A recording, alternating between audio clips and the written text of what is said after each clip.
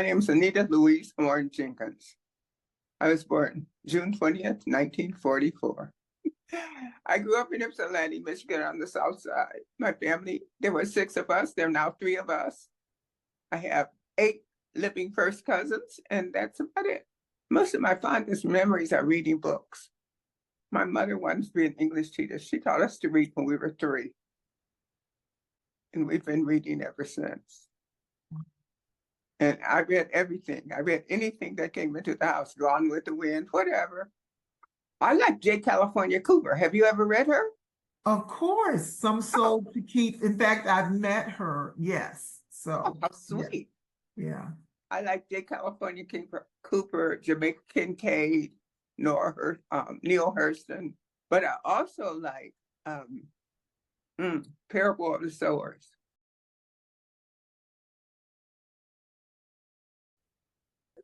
Describe your community. What was your community like growing up? How did you all interact? We actually, the South Side was a community unto itself. That's where it was predominantly African American. The North Side was predominantly white. We met up at Ypsi High School. Mm-hmm. The churches on the South Side were Black, African American churches. We grew up in those churches. Mm-hmm. In fact, we're still members of one of the churches, Metropolitan Memorial Baptist Church. From kindergarten through 6th grade, when I was growing up, was all Black. It was a neighborhood school. You walked to it. The school that I went to, an elementary school, it was at that time it was called Harriet Street Elementary School. Now it's called Perry Elementary School. It is now an all-city kindergarten, I believe. Favorites, any subjects that you were particularly enjoyed? I enjoyed all of them. I was very good at all of them. But reading is my best thing. My teachers in elementary school, I had all except one teacher was African American. I even had an African American male. He was my 6th grade teacher. No, he was my 5th grade teacher. Mm-hmm. The Caucasian woman was my 6th grade teacher. Mm-hmm. My teachers were very good. And back in that day, they actually tried to, teach us stuff. And back in that day, you could flunk. So I had, in my senior class, I had 3 people in a family. Only one was the right age. The other 2 had flunked once or twice in elementary school, but we all graduated.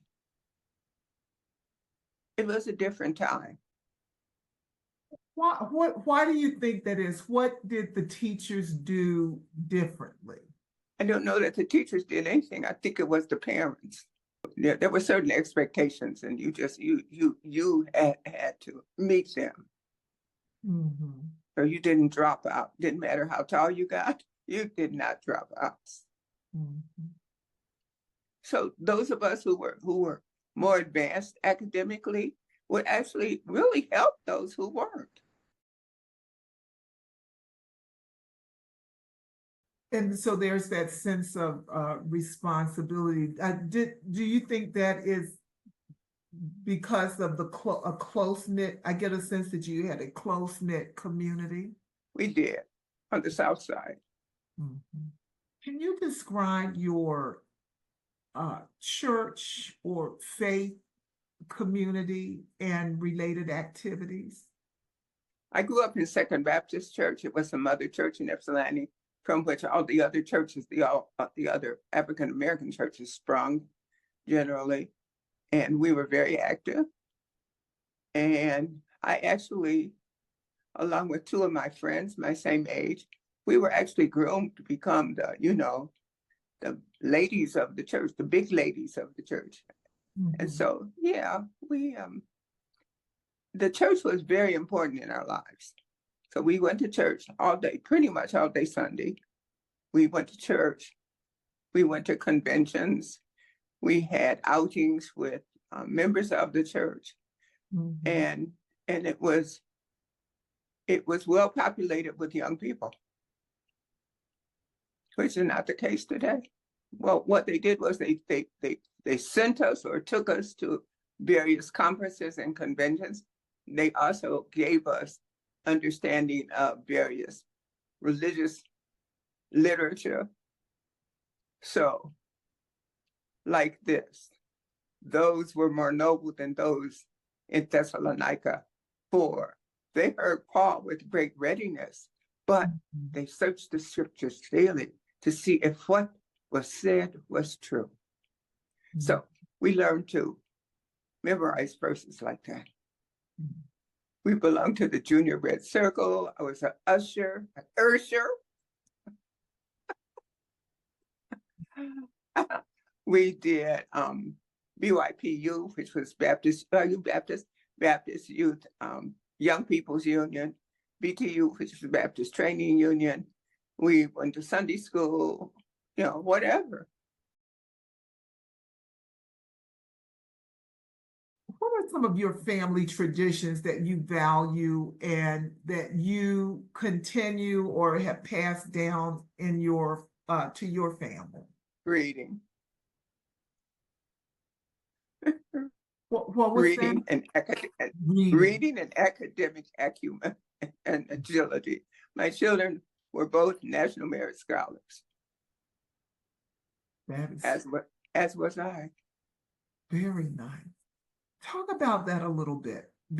Because of your mother? Yeah, my mother wanted to be a teacher. So, and I had a sister who actually was a teacher. So she would actually teach us all summer on the front porch. So she was, your sister was, is this an older sister? That sister 9 years older than me. Okay. I am the third child. I have a sister who is 10.5 years older than me, a sister 9 years older than me. So I was a miracle because they didn't think they were having any more children. Then there are 3 more children beyond me. You met 2 of them. Yeah. And so you said there were 6 children. Yes. But, 2 of them, my sister was basically in college when I was 9. So you mentioned your children and family traditions. Are there other family traditions or holidays or events that from your growing up, as well as in your family that you've continued? We have on the South Side, and particularly in our family, we have a tradition of generosity, and we continue that to this day. It actually came from the parents. And on my husband's side, let me tell you something that's very interesting. My name is Anita Louise, like Barbara's name is Louise, by the way. But my mother's name is Louise. My daughter's name is Louise. But my mother-in-law's name is Louise. Isn't that wonderful? And my granddaughter's name is Louise. Yes, I have mother-in-law, and one of the people I talked to you about, Gwendolyn, her name is Louise. And your sister, yeah. She's my sister-in-law, yes. And she is the oldest living in this whole group, family. And you said Gwendolyn. Gwendolyn is your sister-in-law. Yes. Oh, that's right, Jenkins. Right, she is, but her name is Louise.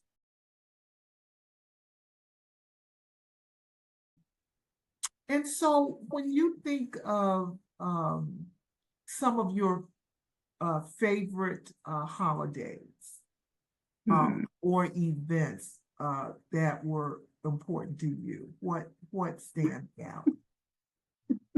I can guess, but I don't want to assume. Well, guess, what do you think?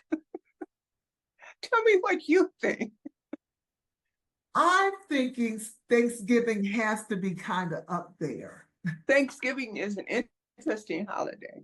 It started, the this big outreach started. We did Thanksgiving for years and years and years and years. Sometimes we traveled, sometimes we stayed home. But in 1995, we moved from one house to the one we're in now. And we had an open house. And then the people said they would be back next year. And that's how this global stuff started. Because, you know, families came from all around, both sides, and friends. And then they said, well, we'll be back next year. And I said, you will? Interesting. And so you continued since 1995. We continued on this scale. Prior to 1995, we did this. In fact, when Barbara lived here, we had Thanksgiving, but it was like maybe 10 people. Did you talk to Daryl or did Barbara talk to Daryl? I talked to Daryl. Okay, so Barbara and Daryl were here. Barbara and Daryl are my daughter's godparents. Wonderful. Yes, it is wonderful. Yeah. Do you want to talk about, share more? You've mentioned your daughter, and you said you had a daughter and son who were both they're academically talented. Merit semifinalists or finalists. They were scholars. What are some things your parents instilled in you?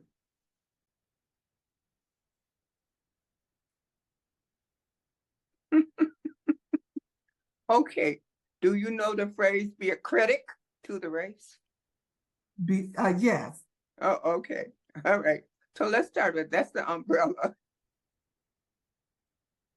And so we were taught to work hard, to anything they can do, we can do too. And anything they can do, we can do better. And we will.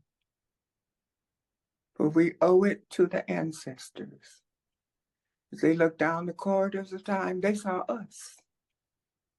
And we are going to be somebody special, which is very like what we're going into now. And so they moved here because there was work in the Michigan area, especially for my father. Michigan at that time had the big three auto, GM, Ford, Chrysler. And so they knew what they had left. And they knew that they didn't want any of us, if it was up to us, if it was because of us or because of them, to have to go back to anything like that. And as a practical matter, the bulk of my mom's family and my dad's family moved to Michigan after they did. Mm-hmm. So my grandfather and grandmother on my mother's side both lived in Michigan.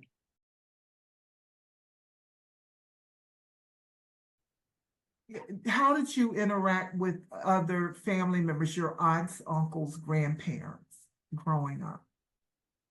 We interacted as they were just extended family. So they had the same authority, depending on their age, as my mom and dad. Mm-hmm. And we assumed that's how we grew up, but we later learned that wasn't necessarily the case, but yes. What does family mean to you? It means we believe in generational success. And so we believe that the family is one of the major units to help get to the future, help our successors and successive generations get to the future and be able to take care of themselves and others with them. Mm-hmm. Do you know the club women, mm-hmm, lifting as we climb? Mm-hmm. We believe that that's a good slogan. Well, we often have celebrations around food, and there are different food ways describe family meals. My people are from the South. We have greens, cornbread, black-eyed peas, macaroni and cheese, you know. In fact, when we had Thanksgiving here at the house, which we did have for many years, and that's what we would have. We have ham, macaroni and cheese. We would have the turkey, the dressing, and we have dressing with sausage, dressing without sausage because we had vegans. But we also have, my brother is a vegan, and several of my nieces are vegans. Mm-hmm. So we had to have things that they could eat too. So instead of having meat, we had mushrooms. But for the rest of us, we didn't, turkey and greens is a new thing. We had ham hocks, of course. Mm-hmm. So our Sunday breakfast was almost like a dinner. We would have pork chops, chicken, biscuits, whatever, gravy, rice, la, la, la. And then our big meal, of course, was Sunday afternoon. And, but our meals after school were good, but they weren't like Sunday dinner. Mm-hmm. And because of our various schedules, we didn't always necessarily sit down at the same time for dinner during the week, but on Sundays we did. My mom taught me to cook when I was 12. Macaroni and cheese. We do macaroni and cheese, we do meatloaf, we do Southern style cooking. When you look at families, today's families, what are some things that you see as the same or different from when you grew up?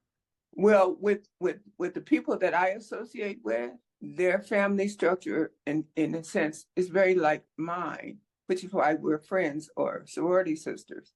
So our very best friend here is from Louisiana. Her husband is from North Carolina. But her stories and my stories, even though she's 12 years younger, are the same. So, do you know who Cooter Brown is? Not ringing a bell. What's the first name? Cooter. Drunk as Cooter Brown. Do you know that phrase? No, I don't. You're not from the South. I grew up in Virginia, yes. Oh, Virginia's not the South. Okay, moving right along. Tell me. Oh, so that's a thing. I mean, the real South. Okay. Yeah, drunk as Cooter Brown is something that a lot of people from down south know. Mm-hmm. So, there are people who drink, and some people don't drink. They just smell it and they start falling out. So we say, oh, that person is drunk as Cooter Brown. And that's something that a lot of people don't hear, especially people who weren't raised by people who grew up in the South. So it's one of our tests, drunk as Cooter Brown.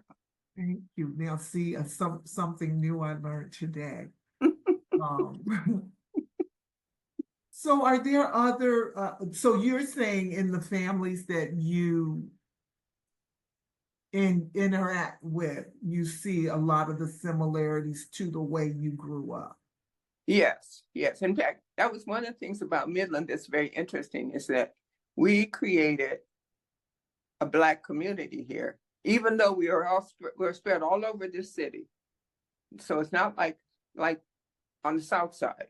I mean, it lives like the South side, but it's not as compressed as it was when we grew up on the South side. So it's one of the things that was very special here. And a lot of it happened for us because of the sorority. And so many of us we're very like each other. How would you describe that? So as you look at your community today, how you mentioned that there are a lot of ways you're similar. What are? Well, there are today not as many as there were when the children were here. Mm-hmm. the children are generally around 40, Mhm, mhm. and they're all gone. And so that was one of the things that drew us together, was the fact that we had children at similar ages. And so when we had a birthday party for a 2-year-old, everybody went, not just 2-year-olds. It was fun. In fact, that's how we met Barbara. We met Barbara because of Daryl. Mhm. Daryl and I went to a program, Jeff Howard seminar in Mhm. 1979. And when we came back, because we went off site. Daryl worked for the Dow Chemical Company, and I worked for the Dow Chemical Company. We went off site, but when we came back, he introduced us to Barbara. Mhm. And at that time, Barbara was an industrial engineer. She had steel-toe shoes. She had stuff. We were like, this is not going to work. So then Barbara went to law school. Yay! And she came back. And as I say, she and Daryl were very good friends, and they became our daughter's godparents. Beautiful. Yes, it was a wonderful time. Yeah. And my daughter thought the world of them. Barbara did mention that you and Mr. Jenkins, I think, suggested law school or encouraged her to Oh, attend. that was so sweet of her. Yeah, it was like, hey, fill out this application.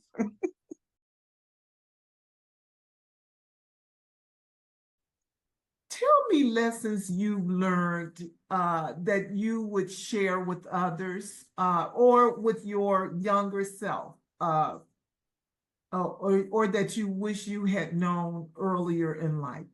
I wish I had known more about how money works in America and perhaps the world. I wish I had known that you try to put money in a situation so that it begins to work for you and you don't have to work for it. I wish I had learned that earlier. And so now that's one of the things we try to outreach to people, is that it's very important, because these jobs they're not our jobs, and they can let us go any Tuesday or Monday for that matter. And you have to have a stable financial structure so that it doesn't just throw you off the path. And so we did not grow up talking about personal finances and economics around the kitchen table. Mm-hmm. That's something that I wish we had, but we didn't. And if I could go back and start earlier with our plan, that's what I would do. Mm-hmm. And I'm an econ major, and I did retire at 57. And I have been retired for almost 25 years. Wow. And I love it. And no, I do not get bored. I don't get that sense at all. You said you were econ major. Talk a little bit about your did your courses in high school influenced your decision to go in that direction? No. In high school, no. In high school, and then when I first went to college, I majored in political science. Why? Because I wanted to be governor of Mississippi. And I was, I was a kid. I didn't know stuff. I didn't know. So I thought, if I major in political science, I could move to Mississippi and run for governor. What did I know? But I took a econ course as a cognate for my political science. And that's when I knew that that's what I should do. That I should do that. My mom taught me to do taxes when I was 12. And so she had all of these grown people bringing me their little pieces of paper and everything. I was like, wow, they called me ma'am. I was so excited. It was fun. And they paid me $5 to do their taxes. So at 12 years old, you were doing others' taxes? Yes, my mom taught me that. My mom did taxes. She was like a community person, you know, she sewed, she wrote letters, read books, all kinds of things for people. So she taught me to do the taxes. So I wasn't intimidated by numbers. Plus, it was always so amazing that these grown people would call me ma'am and hand me those little, so reverently hand me these little pieces of paper. They had this, I gave this much to the doctor. And that, I thought, really, this is so it's fascinating. And then they paid me. My, that was great. Did you continue doing taxes for people? I did. I As did. But mostly family members, but I did taxes for a while. Then I decided I needed to stop doing it. But yes, we did taxes for a while. What do you want to be remembered for, or when you think of your legacy? I want to be remembered for the fact that I was generous, that I had good financial skills, and that we're all quite equal, no matter what your handle. So I'm not impressed with people who call themselves, you know, doctor. If I'm your friend, your name is Marie, you know, because I don't go around calling myself attorney so and so. You know, just that I was regular. But sometimes that gets me in trouble. People tell me things, I guess that they tell regular people.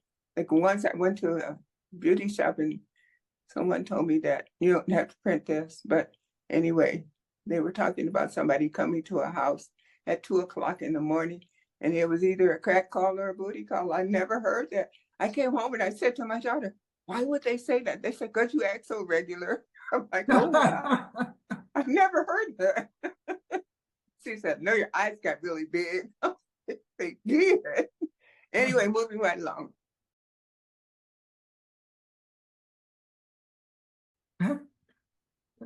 Good one. And then as we touched on a little bit, the Jenkins, when you think about the extended Jenkins-Horne family community, what does that mean to you as you described the community has grown, particularly around the Thanksgiving celebration? It just means that these are people who have touched directly our lives or directly the lives of some of our family and some of our friends. And so it's nice that they get to know each other. Plus, my feeling about marriage is you don't marry just a person, you marry the person's family. And so, I mean, seriously, if you can't get along with the family, if they don't become your family, you probably shouldn't marry that person. And so it's very simple. Although I must say that when the first time I visited Jim's parents, he had an older sister, same age as my sister. And she said, so what are your intentions toward my brother? I said, don't you think we got this backwards? I'm sorry. Then I thought, I got a sister like you, dear. I don't need to. But she became my very good friend. Very, very direct, huh? She was very direct, but so am I, as you can tell. So as you look at the Thanksgiving celebration, now what I get a sense of is that you coordinate this what sounds like I think as someone described like a land cruise. A land cruise, that's exactly what it is. Exactly. So you want to talk about that a little bit, how in terms of it how it has grown into this, it sounds like a multi-day experience. Well, it actually, in many instances, it was a multi-day experience before we moved to the hotel. We ran out of room at the house. I mean, we had people sleeping on the floors, you know, everywhere. And we just ran out of room. There just wasn't enough room for the number of people that we had. So we moved to the hotel. So I think I told Barbara, we had our 25th anniversary at this hotel. It was a different name, but it's the same hotel. And they had just really opened. And I think our anniversary was 93, something like that. This is And your 25th wedding anniversary. yes, we've been married 55 years. Is it 55 years or 56 years? Oh my goodness. We've been married 56 years. Oh dear. Fantastic. Yes, we've known each other since 1964. Wow. We met in registration line at the University of Michigan, January 1964. Very nice. Yes, it was lovely. You know, sometimes marriage is one of those things for better or worse. Sometimes it's worse, but you just keep going. So you were talking about as you've expanded the It really has expanded only in numbers that some of the kids who were pretty much babies when they started, some of the children never knew anything other. They thought this was Thanksgiving. This is how people celebrate Thanksgiving. And now they have children of their own. In fact, 2 of them just had a baby this year. One was born in October, but they were tiny babies themselves, and they came every year. And so it just grew, so it was just too many of them. So that's why we moved to the hotel. And this is a perfect time to have an event at a hotel, because most of the people are in family settings.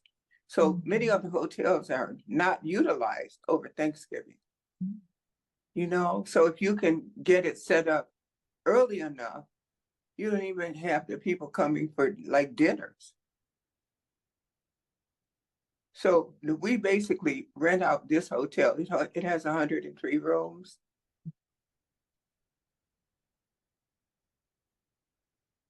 And you rent out the bulk of the hotel. We rent out 103 rooms. There's one room that's rented on an annual basis, so 102. To whom much is given, much is required. What a blessing. What a blessing. And the events start on, do they start on Thanksgiving Day? Or? They start Wednesday, dinner on Wednesday. And it depends. Last year we went through Sunday breakfast. This year we're going through Saturday breakfast, because many of the people have to get back for school or work and church. So now we go to Wednesday dinner through Saturday breakfast. It has been such a joy. So I have this big smile on my face. It's been a joy speaking with you. Are there any things that I didn't touch on that you would like to share or expand on from the first part of the interview? Okay, I will tell you something that you don't know, and that is one of the things that we're doing this year. I told you we were raised in the church. Jim's father was a pastor of New Hope Missionary Baptist Church, which just celebrated its 83rd anniversary. He was the founding pastor. Anyway, so this year, we're going to do a handout that has 90 Bible verses on it. And the gist of this is, if you will go through and you will identify the book, the chapter, and the verse, you actually read this, you will have read one or more verses from each of the 66 books of the King James Bible. Wow. And so, first 20 households that send me the answer page email will get a $100 gift certificate. This is a family that is very, it's Bible immersed, and Jim's family in particular, and several of my nephews on my side can really sing. I mean, they're They sing solos. They're very good. So Friday night we have a gospel fest, and that's the highlight of this. Wow. That is a great idea. It is a great idea. It Yeah. is. It really is, and it's not copyrighted. So hey, use it. Very nice. Very nice. I mean, it's really a good idea, because one of the things we notice is that most people only listen to their commentator on Sunday. And so it's only what your commentator finds, that the Lord gives him or her.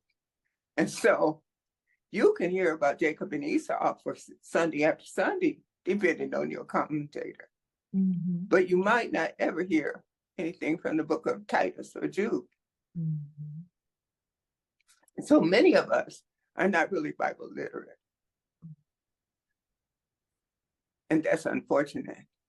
That's a great way to, that is certainly a fun way and a great way to engage a lot of people.